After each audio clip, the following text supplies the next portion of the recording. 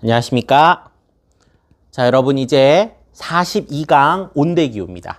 열대기후 설명 듣고 오셨겠지만 이 온대기후가 열대기후보다 조금 더 복잡해요. 왜냐하면 많은 사람들이 몰려 살고 있는 지역이기도 하고 또 쾌펜의 기후 구분에서 쾌펜이 공들여서 구분했던 지역이기도 해서 그렇습니다. 지금 온대기후의 상징과도 같은 그죠? 낙엽 화렵수라고 하죠. 단풍 든 나무들이 이렇게 있는 풍경이 있는데 온대기후에 대한 설명 다소 길고 좀 복잡할 수 있지만 설명을 잘 따라와 주기 바랍니다. 자, 그러면 온대기후의 분포와 특징부터 해서 하나하나 말씀드리겠습니다. 자, 온대기후는 두 가지 조건을 만족해야 됩니다. 먼저 최난월, 가장 따뜻한 달 평균 기온이 10도 이상이어야 된대요. 적어도 10도는 넘어가면서 최한월, 가장 추운 달은 영하 3도에서 18도 사이. 18도가 넘어가 버리면 열대가 되고 영하 3도 밑으로 내려가면 냉대가 되기 때문에 그죠? 요 두 가지 조건이 만족되어야 온대기후다 라고 합니다. 그래서 여러분들 요 조건들은 항상 잘 알아두어야 하죠. 예, 요거는 이제 다 기억을 해뒀다고 보고. 자, 그래서 어디에 있나 봤더니 주로 편서풍이 부는 중위도에 분포함이라는 설명이 있어요. 요거는 여러분들 잘 알아두실 필요가 있죠. 자, 편서풍이라는 거 우리 지구의 대기 대순환에서 한번 공부했었습니다. 편서풍은 위도 30도에서 60도 사이에 부는 그죠?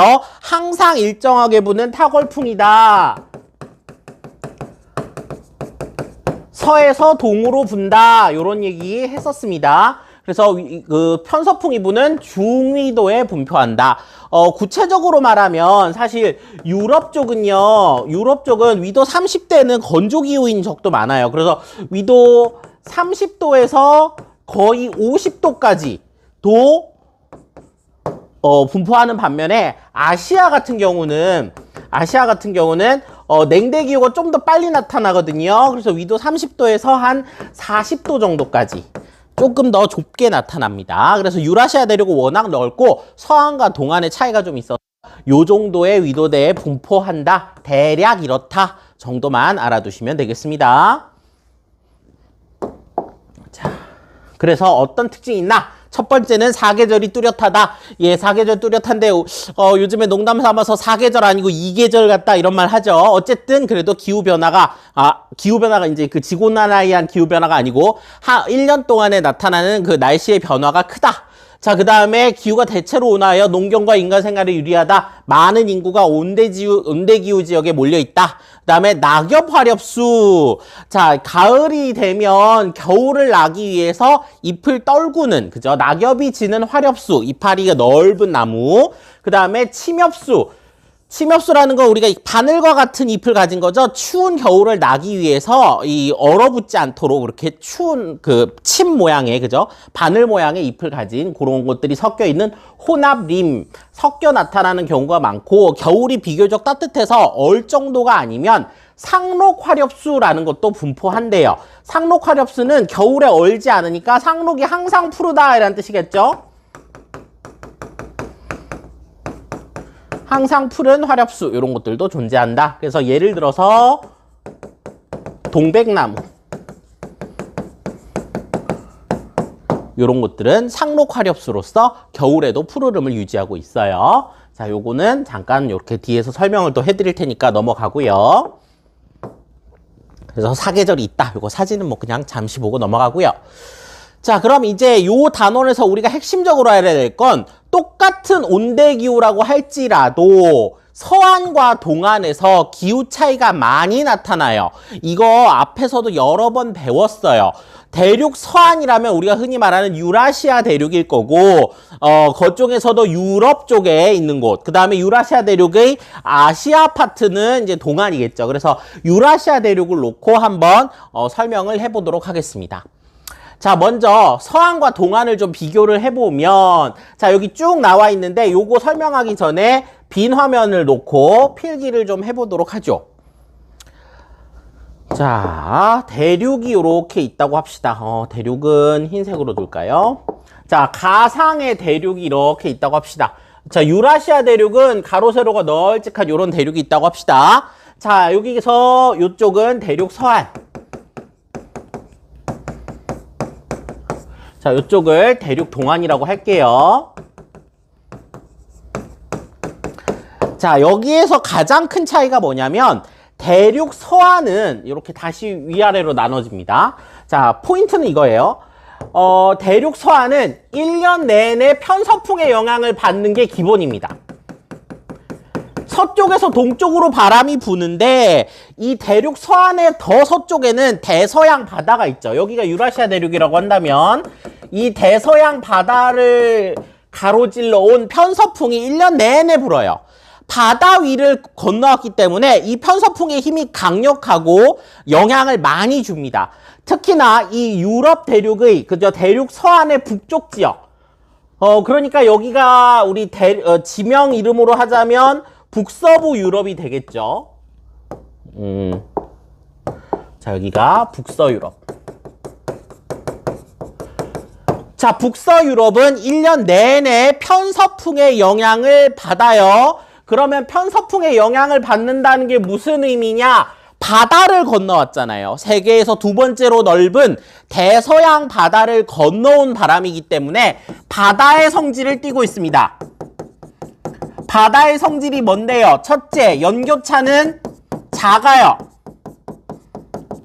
두 번째, 고른 강수가 내려요. 1년 내내 비가 고르게 내립니다. 이런 특징을 갖고 있는 바다의 성질을 띤 편서풍이 북서유럽으로 불어온다. 이렇게 보시면 됩니다.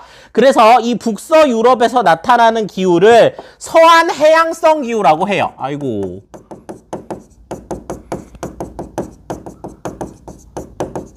이해가 되죠? 서안, 대륙의 서쪽 해안에 서 있는 바다의 성질을 띤 기후다라고 해서 서안 해양성 기후라고 하고 편서풍의 영향을 1년 내내 받습니다. 자, 이것까지는 편서풍을 바다가 건너온 바람의 영향을 받으니까 그렇구나 하고 이해하면 되는데, 자, 대륙 서안의 남쪽, 그러니까 남부 유럽쯤 되겠죠.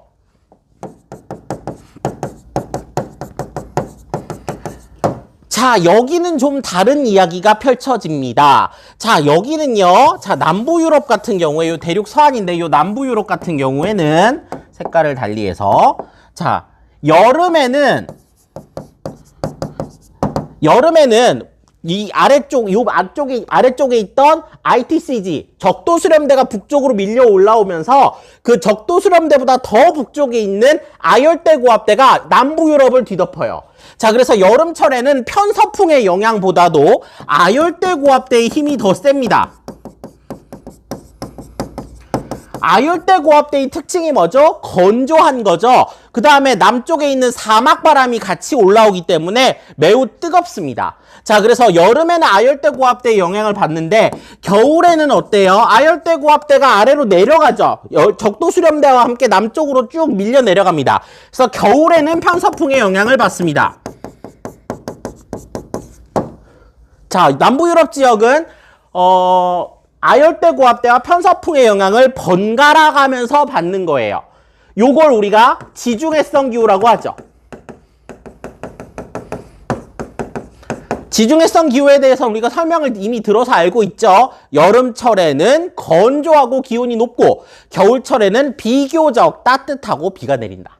이게 편서풍의 영향을 1년 내내 받는 북서유럽과 남부유럽의 차이입니다. 그래서 대륙 서안에 나타나는 기후는 두 가지인데 서안 해양성 기후와 지중해성 기후이고 이 둘은 전혀 다른 양상이 나타난다. 언제 다르냐? 겨울철에 비교적 따뜻하고 비 오는 건 똑같죠. 둘 다 편서풍의 영향을 받으니까. 하지만 아열대 고압대가 영향을 미치는 여름철에는 남부 유럽에 비가 안 오고 매우 온도가 높아집니다. 사막이 된다. 이렇게 생각하시면 돼요. 사막 바람이 불어온다. 자, 이렇게 대륙 서안을 정리를 해봤고요. 대륙 동안입니다. 대륙 동안은요, 편서풍이 이제 대서양을 건너왔던 편서풍이 이 유라시아 대륙 넓은 대륙을 이렇게 건너오잖아요. 건너오면서 편서풍이 힘이 약화돼요. 아예 안 불지는 않는데 우리 저 높은 하늘에 가면 우리나라도 위에 편서풍이 불고 있어요. 그런데 지표면 부근, 우리가 땅 붙이고 사는 이 지표면 부근에서는 편서풍의 영향을 별로 보기가 어렵습니다. 왜냐하면 이 땅 대륙을 걸쳐오면서 바람을 못 불게 하는 방해물들이 굉장히 많죠. 산맥도 있고요, 건물도 있고 도시도 있고 온갖 것들이 있다 보니까 바다를 건너서 쌩쌩 불던 편서풍이 유라시아 대륙을 지나오면서 좀 많이 약화가 돼요. 그래서 저 높은 하늘에는 여전히 편서풍이 불지만 지표면 부근에서는 편서풍이 쉽게 관찰되지 않습니다. 그럼 무엇이 이 대륙 동안을 지배하느냐면 여러분들 이미 몬순 아시아 때 학습한 계절풍이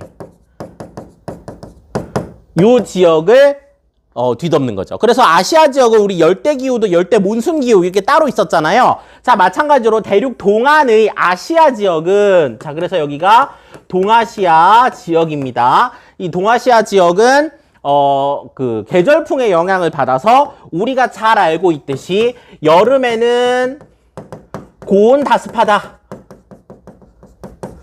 겨울에는 한랭 건조하다. 아이고. 이거 너무나 잘 알고 있습니다. 그래서 요거는 우리가 요쪽은 금방 알 수 있죠. 그래서 요런 특징을 나타내는 기후를 쾌페는 뭐라고 했냐면, 자, 온대 겨울 건조 기후. 요런 기후가 하나 있고, 그 다음에 겨울이 그렇게 춥고 막 엄청나진 않아. 물론 겨울 계절풍의 영향으로 한랭 건조하긴 한데 막 저쪽에 우리나라나 막 만주벌판 같이 그렇지는 않아 라고 하면 온난 습윤 기후. 그죠? 요런 기후의 형태를 나타낸다라고 해서 온대 기후가 총 4가지가 있어요. 서한해양성 기후, 지중해성 기후, 온대 겨울 건조 기후, 온난 습윤 기후에서 4개의 기후 구분이 있다 하는 거를 좀 알아두시기 바랍니다. 영상 잠깐 멈추시고 요거 필기하신 다음에 다음으로 넘어가도 좋겠습니다. 예, 뭐 제가 이거 영상 시간 필기할 시간 드리진 않아도 되겠죠?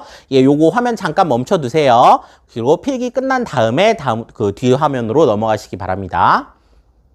네.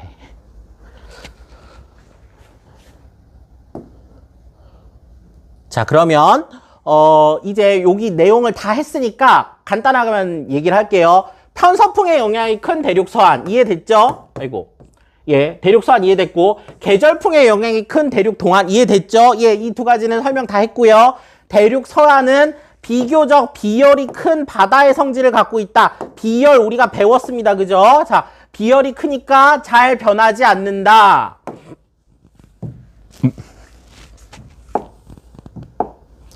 자, 비열이 크니까 기온이 잘 변하지 않고 연중 고른 강수가 내려서 대륙 서안은 연교차가 작고 대륙 동안은 비열이 작은 대륙의 영향을 받아요. 그래서 온도가 쉽게 변합니다. 그죠? 그래서 기온의 연교차가 크다. 이거 다 앞에서 설명드렸기 때문에 여러분들 여기서 다시 한번 정리하고 넘어가는 거예요. 자, 그래서 여기 보면 리스본, 아까 얘기했던 지중해성 기후의 대표 주자입니다. 자, 지중해성 기후 어떻게 쓰냐면 온대 기후인데 여름은 건조해. 온대 기후인데 여름에 건조해. Summer dry라고 해서 CS 이렇게 쓴다고 했죠. 여름철에 비가 안 오는 거 확인했고 비교적 온도는 높습니다. 그러나 겨울철이라고 해서 막 폭우가 내리는 건 아니에요. 그래서 이 온대 지역에서 대륙 서안의 지중해성 기후는 온대 기후 중에서는 강수량이 좀 적어요. 우기라고 할지라도 막 엄청나 우리나라 여름철처럼 막 쏟아지는 비까지는 아니거든요. 그래서 이렇게 대륙 서안이고 대륙 동안으로 왔어요. 칭따오 중국이네요. 자, 여기는 온대 겨울 건조 기후인데 여름철에 비가 확실히 많고 연교차도 대단히 큰 걸 볼 수 있죠. 이 꺾은선 그래프의 키가 클수록 연교차가 큰 거죠. 그래서 여기 보면 두 지역의 그 차이를 볼 수 있다. 이렇게 말씀드리겠습니다. 자, 그래서 다시 한번 정리하자면 대륙 서안에는 북서 유럽 쪽을 중심으로 나타나는 서한 해양성 기후. 자, 영어 약자로 CFB네요. 요거는 이제 우리 그 쾌펜 할 때 이미 다 학습했으니까 다시 한번 정리할게요. 온대인데 연중 비가 고르게 내리고 여름이 서늘해요. 요런 뜻이죠. 자, 온대, 고른 강수, 여름 서늘.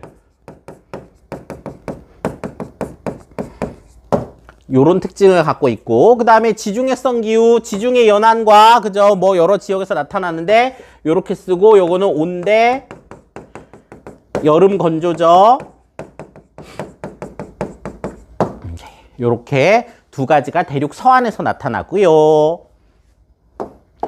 자, 그 다음에 대륙 동안으로 가면 온대, 겨울 건조. 이건 그대로 쓰고요. 자, 온난 습용 기후는 CFA잖아요. 자, CFB하고 CFA는 되게 비슷하게 생겼지만 나타나는 위치가 전혀 다릅니다. 얘는 온대에 고른 강수인데 요 A가 뭐죠? 더운 여름이에요.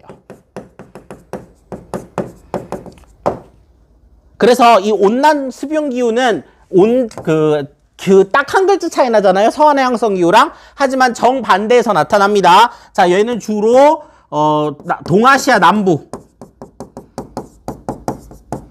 대표적인 데가 중국 남부나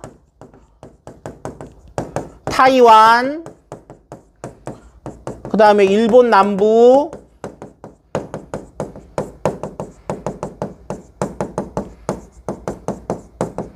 뭐 이런 데서 나타나는 기후입니다. 그래서 요게 구분이 되고, 뭐 온대 겨울 건조 기후는 우리가 여기 살고 있으니까 충분히 이해할 수 있을 거예요.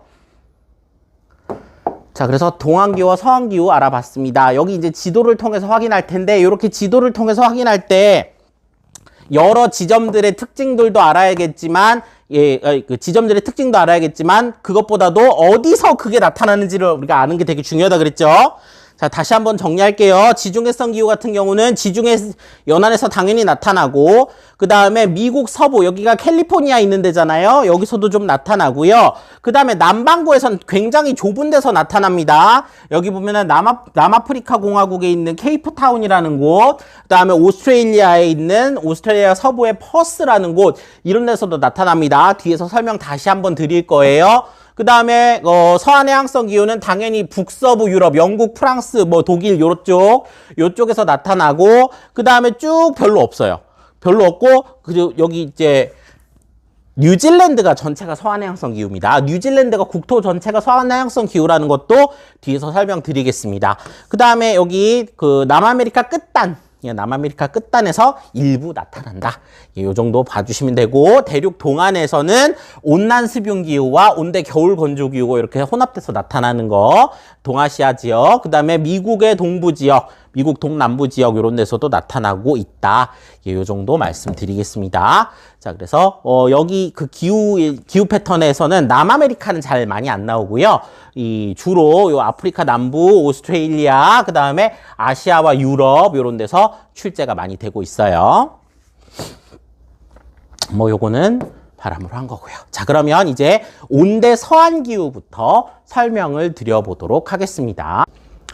네. 선생님 옷이 갑자기 바뀌었죠. 어제 그 뒷부분에 편집이 좀 잘못돼서, 그 다음날 찍느라고 조금 달라졌어요. 자, 앞부분 설명 들은 거 이어서 계속 진행하겠습니다. 자, 온대 서한기후의 특징과 주민생활.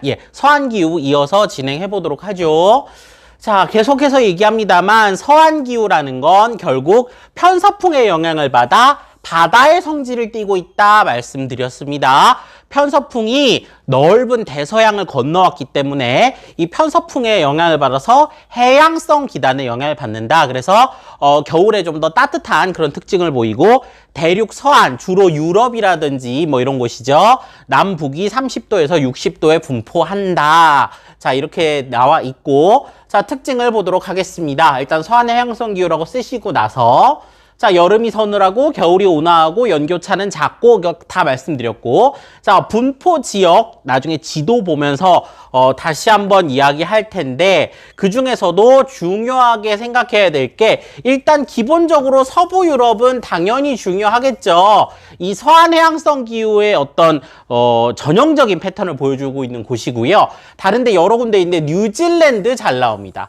자, 뉴질랜드는 국토 전체가 서한해양성 기후예요. 국토 전체가 서한해양성 기후다. 예, 요거 알아두시면 꼭 좋겠습니다. 자, 그 다음에 서한해양성 기후라는 게 편서풍의 영향을 받는다고 했는데, 자, 편서풍이 이렇게 불어오는 와중에 이 해안가에 높은 산지가 있으면 바람이 산을 넘게 되겠죠? 바람이 산을 넘으면 비가 내려요. 그래서 편서풍을 받아들이는 이 사면에 높은 산지가 있는 노르웨이 서부라든지 뉴질랜드가 섬 2개인데 그중에서도 남섬 서부 이런 데는 비가 상당히 많이 내립니다. 1년 내내 고르게 내릴 뿐만 아니라 그 고른 강수량의 양도 상당히 많다. 예, 이런 것도 같이 알아두면 좋겠습니다. 자, 여기 있는 내용 필기 한번 해주시고 다음으로 넘어갈게요.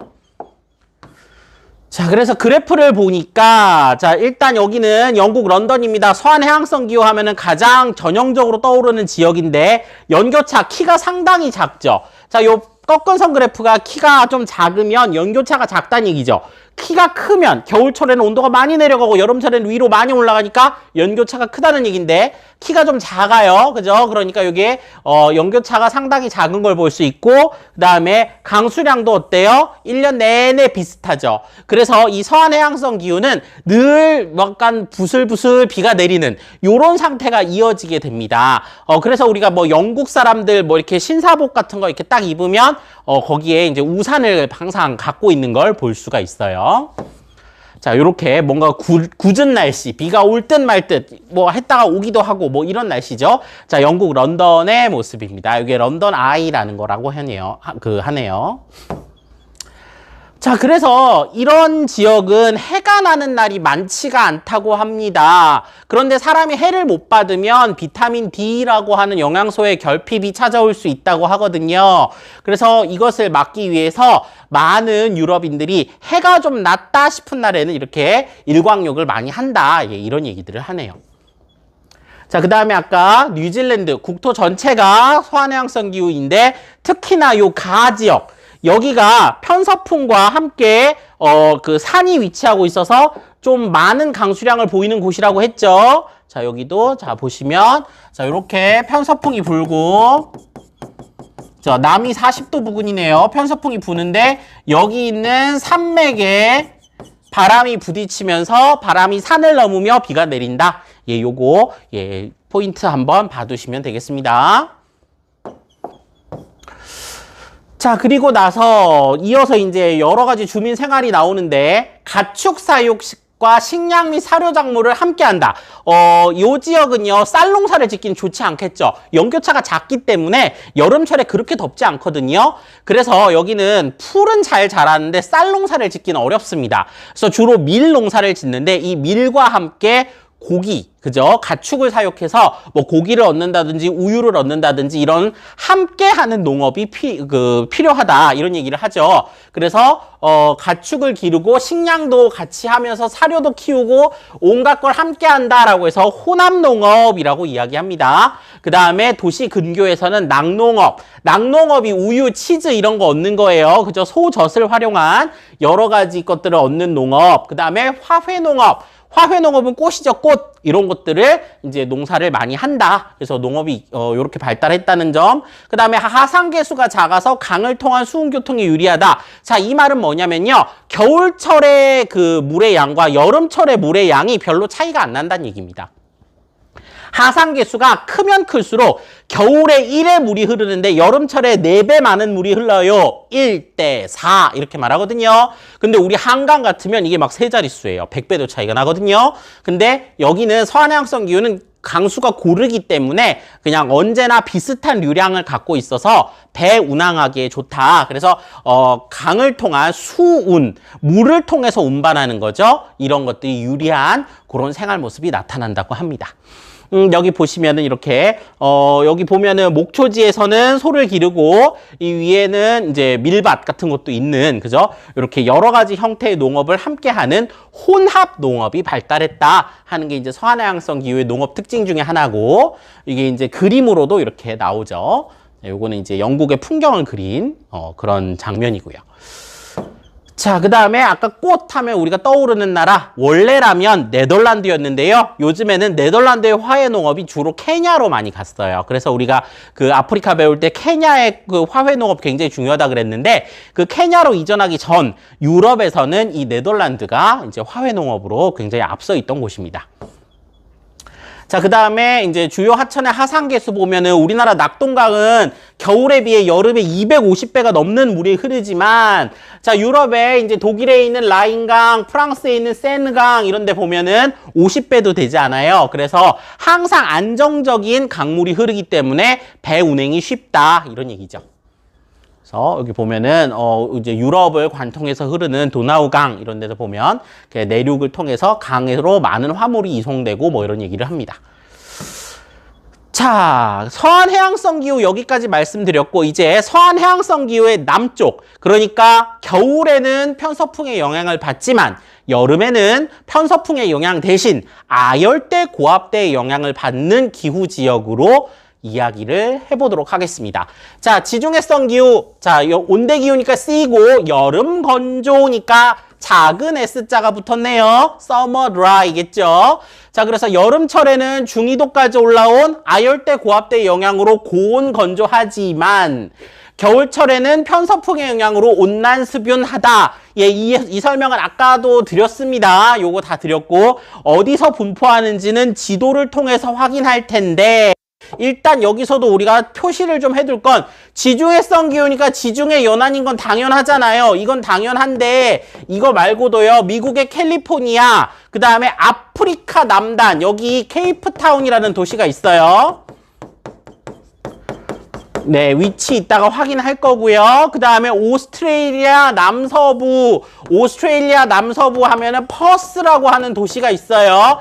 자, 여기 두 지역은 지도상의 위치를 정확하게 알아두셔야 됩니다. 오스트레일리아에 독특한 곳들이 많잖아요. 지금 봅니까? 사바나 기후 때에도 이렇게 뿔난 곳 두 곳 얘기했었는데 이번에는 남서부의 퍼스라는 곳입니다. 여기도 한번 뒤에서 지도를 통해 확인해 보도록 하죠.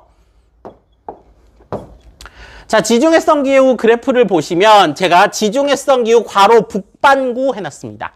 왜냐하면 여름철에 건조하기 때문이죠. 여름철에 건조하고 겨울철에는 비교적 비가 오는 편서풍의 영향을 받는다 했습니다. 그래서 기온은 여름철에 높지만 건조한 그래서 우리가 겪어보지 못한 그런 날씨예요. 우리는 덥다 그러면 습하다가 따라오는 나라잖아요. 그런데 이 지중해성 기후 지역은 더운데 건조할 수 있어요. 찜통 더위가 아니라 에어프라이어 더위 같은 것이 되겠죠. 자, 그래서 요거를 하나 비교를 한번 해보죠. 자, 우리 같은 데는 자, 우리나라와 같은 그죠? 요런 기후에서는 자, 1월 달하고 7월 달이 있다고 합시다. 자, 여기랑 비교를 해보면 1월 달에는 춥다, 건조하다, 그죠? 여기는 덥다, 습하다, 그죠? 이렇게 되는 반면에 자, 지중해성 기후는 어때요? 조금 서늘하다. 완전 춥다는 아니고요. 근데 습하고요. 7월 달에는 덥고요. 건조해요. 그래서 우리와 굉장히 다른 기후 패턴을 갖고 있다. 예, 요렇게 설명을 드리겠습니다. 요거 문제 풀 때 되게 중요해요. 특히나 7월 달에 건조하다는 거. 여름이라 7월 달에 건조하다는 게 문제 풀 때 엄청 중요한 힌트로 쓰이거든요. 자, 요거 뒤에서 문제 보면서 다시 한번 설명드릴게요. 그래서 이 여름철에 보면 쨍하고 화사한 날씨를 보이기 때문에 유럽 사람들이 지중해 연안으로 서한해양성 기후 사는 사람들은 하루 종일 맨날 꾸질꾸질 하잖아요. 그 날씨를 피해서 화사한 화창한 햇살이 비치는 지중해 연안으로 휴가를 떠나는 것이 매우 선호된다. 이런 말을 한답니다. 자, 그 다음에 주요 포인트로 나오는 데가 남반구에 있는 두 지점입니다. 자, 오스트레일리아 남서부의 요 도시 이름 퍼스라고 했죠. 오스트레일리아 이렇게 생겼으면 남서부에 있는 도시입니다. 위치 지도에서 확인하십시오. 잘 나옵니다. 자, 그 다음에 두 번째로 케이프타운. 자, 여기 보면은 남아프리카 공화국에서 희망봉이라고 해요. 희망봉. 여기서 이제 유럽인들이 인도로 가는 길을 찾기 위해서 계속 인도로 가는 길이 어디야? 인도로 가는 길이 어디야? 해도 아프리카 대륙 땅 때문에 인도로 못 가고 있다가 여기를 보니까 우와, 드디어 빠져나갈 수 있겠구나. 유럽에서 온 배가 여기를 희망봉을 돌아서 인도로 갈 수 있겠군 하면서 뭐 그런 이제 일화가 있다는 곳인데 여기가 바로 아이고 죄송합니다. 여기가 바로 케이프타운입니다. 위치 확인하십시오. 여기도 남반구의 주요 그 지중해성 기후 포인트입니다. 왜 남반구의 지중해성 기후 포인트가 중요하냐면요. 남반구니까 1월에 건조해요. 1월에 건조하고 더워요. 맞습니까? 1월에 건조하고 덥다는 거 우리가 생각하기 어렵기도 하고 문제에서 굉장히 헷갈리는 포인트가 되어요. 그래서 요 두 지점은 알아두시고 여기 나와 있는 이게 이제 지중해성 기후에서 가장 잘 자란다는 가장 맛있게 자란다는 와인용 포도밭입니다. 와인을 만들기 위한 포도밭이 이렇게 있는 것으로 봤을 때 아 여기 지중해성 기후구나 이런 거를 좀 보여드렸어요. 자, 그 다음에 이제 여기에 주요 생활상을 보면 첫 번째가 태양열, 태양광 발전이 발달합니다. 해가 비치는 시간이 길다는 얘기죠. 근데 여름철에 건조하니까 산불의 피해가 많이 있다. 요거는 안 좋은 점이다. 이런 얘기를 하고. 그 다음에 여름철에 굉장히 덥고 건조하기 때문에 이 온도, 집안의 온도가 너무 올라가는 것을 막기 위해서 벽을 두껍게 설치하고 창문은 작게 해요. 햇살이 너무 강해서. 그리고 흰색으로 집을 칠해서 햇볕이 반사될 수 있도록 이런 생활 모습을 가진다라고 하고 자 건조한 여름을 견디기 위해서 나무 잎들도 이파리가 굉장히 작고 단단한 뭔가 이렇게 떡 부러질 것 같은 요런 이파리를 갖고 있습니다. 작고 단단한 화렵수, 이걸 경엽수라고 하는데 이런 나무가 분포한다고 해요. 자, 이 경엽수의 대표적인 사례가 올리브입니다. 그래서 우리가 지중해식 식단 하면 올리브를 빼놓고 말할 수가 없어요. 자, 올리브가 굉장히 중요한 이 지역의 식생활의 포인트가 되고요. 그 이외에도 포도라든지 물론 포도는 우리나라에서도 자라지만 이 지역의 포도, 그다음에 오렌지, 레몬 이런 것들이 이 작고 단단한 잎을 가진 경엽수의 일종이라고 합니다. 그래서 이런 것들을 이제 농사 지을 때 많이 활용을 하죠. 네. 자, 그래서 보니까 유럽 주요 국가의 풍력 및 태양광, 태양열 에너지 이제 비율을 한번 보면 자, 일단 여기 영국이라든지 독일이라든지 스웨덴 이런 데는요. 풍력은 많이 할 수 있어요. 1년 내내 편서풍이 불기 때문에 일정한 방향으로 바람이 계속 부니까 여기는 지금 풍력이 많지만 자 남부 유럽으로 와볼까요? 이탈리아, 에스파냐, 포르투갈 이런 데 보면은 포르투갈은 그래도 풍력이 많아요. 여기는 그래도 이제 바닷가니까. 하지만 이탈리아나 그리스 이렇게 와버리면 여기는 풍력보다는 태양광, 태양열이 좀 더 설비 용량이 많은 걸 볼 수 있습니다. 자, 그래서 요것도 이제 한번 봤고요. 이탈리아가 산불이 언제 나나 이런 것도 조사해 보니까 확실히 건조한 여름철에 산불이 많이 난다. 이런 것도 그래프를 통해 확인할 수 있습니다. 요거는 이제 산토리니라고 하는 유명한 관광지입니다. 근데 지중해 연안에 전통적인 주택들이 어떻게 생겼는지를 보기 위해서 한번 가져와 봤어요. 벽이 두껍고 창이 작다, 흰색으로 칠해져 있다, 이런 부분 확인할 수 있습니다. 올리브 나무가 가장 대표적인 경엽수라고 했죠. 그래서 지중해 연안에 어떤 강렬한 햇살을 표현한 고흐의 올리브 나무들이라는 작품도 한번 이제 갖다 놔 봤고요. 요렇게 생겼습니다. 올리브. 요게 이제 익으면 까맣게 되나 봐요. 자, 그럼 여기서는 어떤 농사를 하느냐 봤더니 가장 포인트가 수목 농업입니다. 수목이라는 건 나무예요, 나무. 나무를 어떻게 잘 길러보자. 왜냐하면 여름이 너무 고온 건조해서 풀이 말라 비틀어질 수 있어요.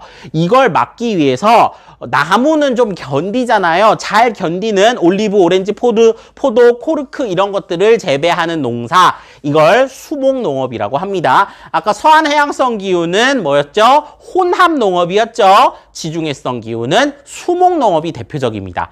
그 밖에도 밀농사도 좀 짓는데 겨울철, 밀은 좀 서늘해도 견디잖아요. 근데 여기가 남쪽이기도 하고 연교차가 그렇게 크지 않으니까 겨울을 버틸 수 있는 밀농사도 좀 지어요. 겨울철에. 그리고 이목이라고 해서 이 가축을 기를 때에는 여름철이 너무 덥고 건조해서 가축들이 힘들어해서 알프스 산지로 데리고 올라갑니다. 이탈리아와 프랑스, 스위스 요 걸쳐 있는 데가 알프스인데 그 알프스 산지에 시원한, 그나마 좀 시원한 산 위로 가축들을 데리고 올라갔다가 겨울에는 다시 내려와서 건초라든지 이런 걸 먹으면서 지내게 한다는 거죠. 그래서 알프스 산지의 남사면 주로 이탈리아 같은 데서 많이 하는 어떤 그 농업이다. 이렇게 보시면 되겠습니다. 그래서 농업 활동 3가지 말씀드렸어요. 그 중에서도 수목농업이 중요합니다.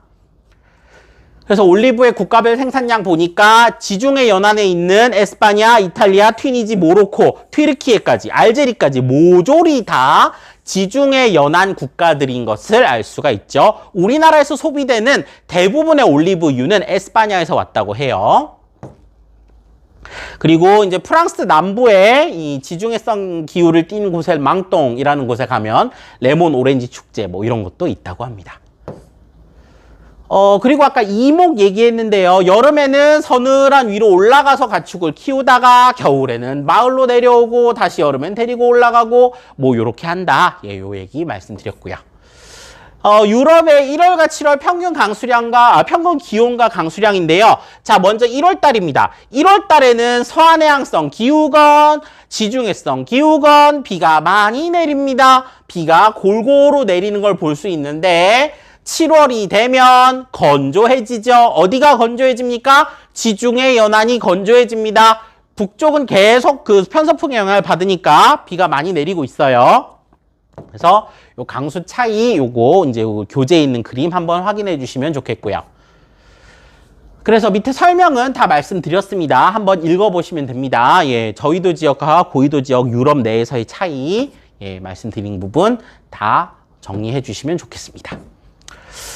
자, 이제 서한기후 했으니까 동안기후 넘어가겠습니다. 대륙 동안에 이제 그 온대 동안기후는요, 2 종류가 있다고 했었죠. 우리 CW, 온대 겨울건조기후와 CFA, 온난 습윤기후가 있는데, 자, 여기서 문제 풀 때 조심하셔야 합니다.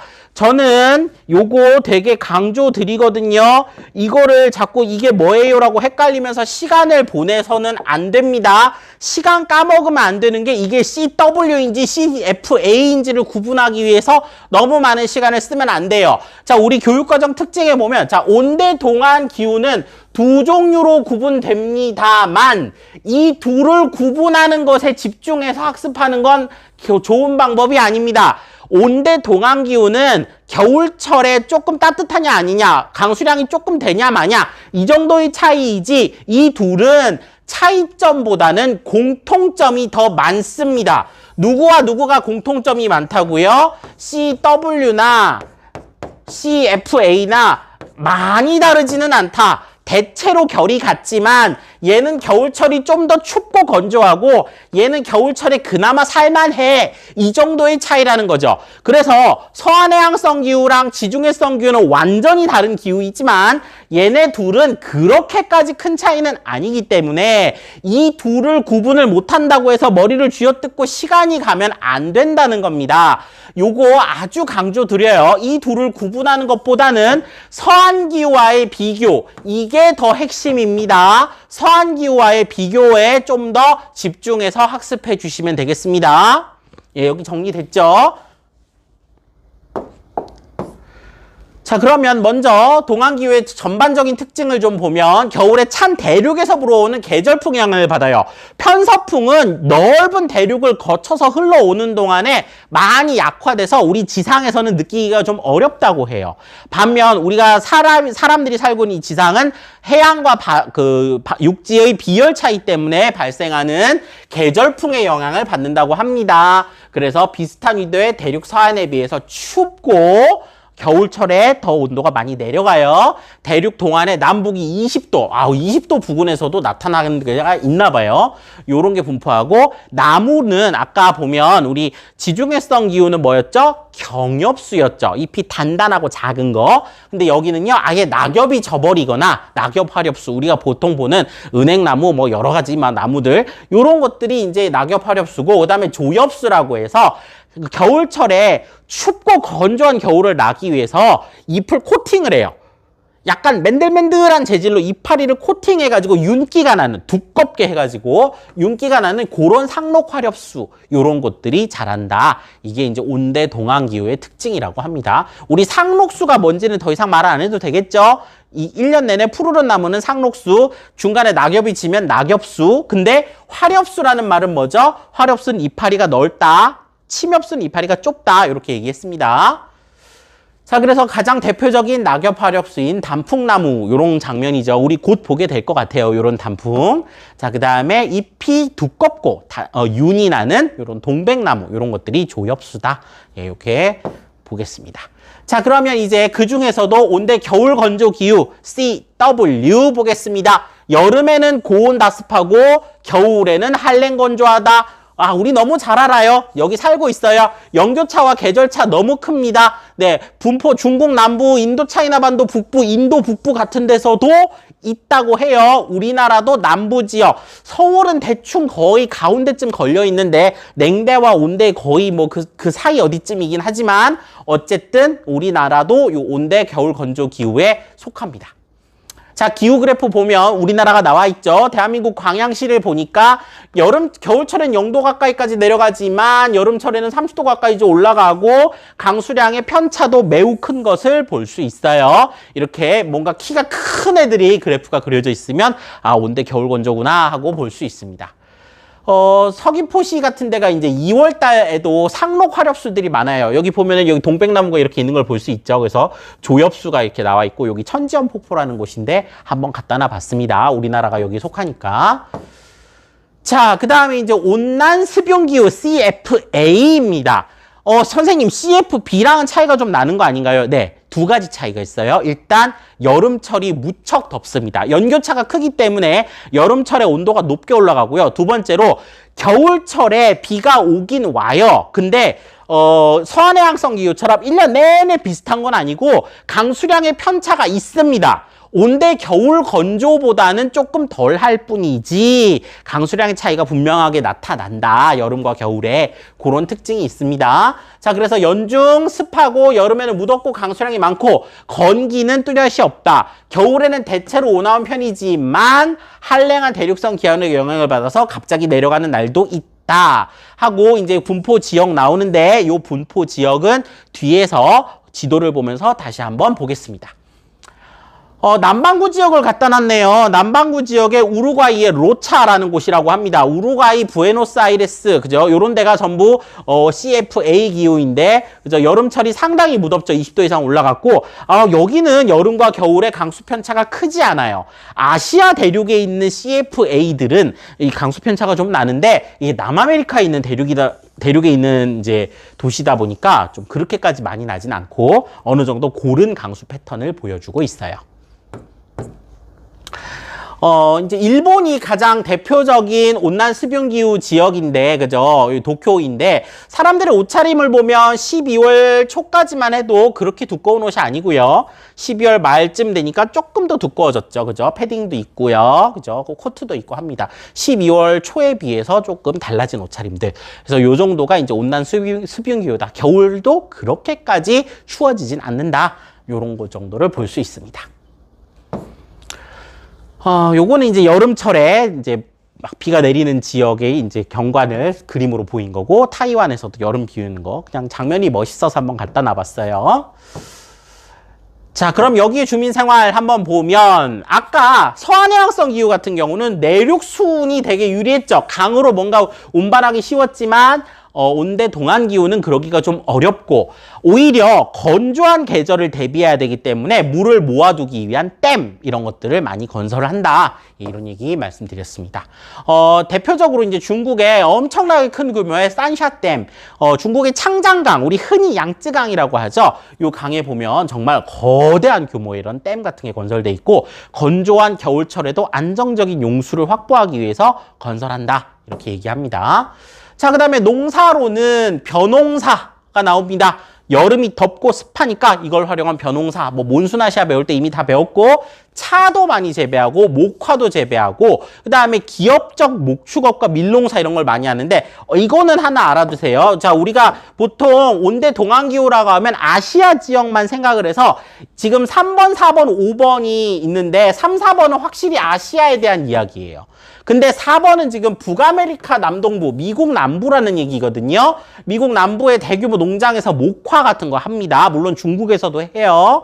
자, 그 다음에 기업적 목축업, 엄청난 대량의 어떤 가축사육, 밀농사 이런 것들을 어디서 하냐면 남아메리카에서 한대요. 여기서 하는 거대한 그 농장을 아르헨티나의 팜파스라고 불리는 그 초원에서 합니다. 뭐 이런 데서 대규모 기업적 목축업도 있다.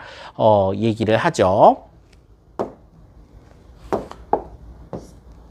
그래서 보면 이게 이제 전형적인 아시아의 농업이죠. 그죠? 쌀농사, 그죠? 차농사 이런 것들이 있고 이제 요 그림은 너무 많이 봤어요. 우리가 몬수나시아 배울 때도 봤죠. 1월 달에는 건조했다가 7월 달에는 비만이 왔다가 체라푼지 비만이 온다. 이거는 설명 많이 드렸으니까 간단하게만 보고 넘어가겠습니다.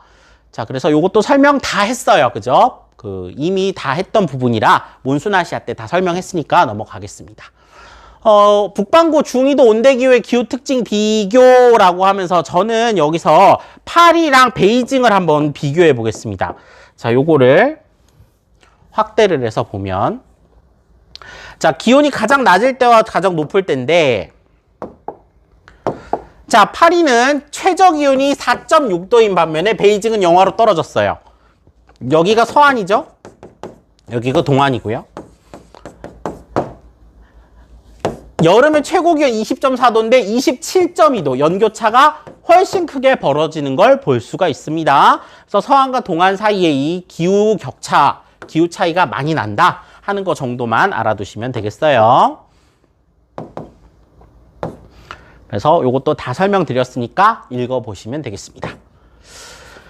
사례 지역을 외우는 것이 중요한데 이 사례 지역이 정말 까다롭습니다.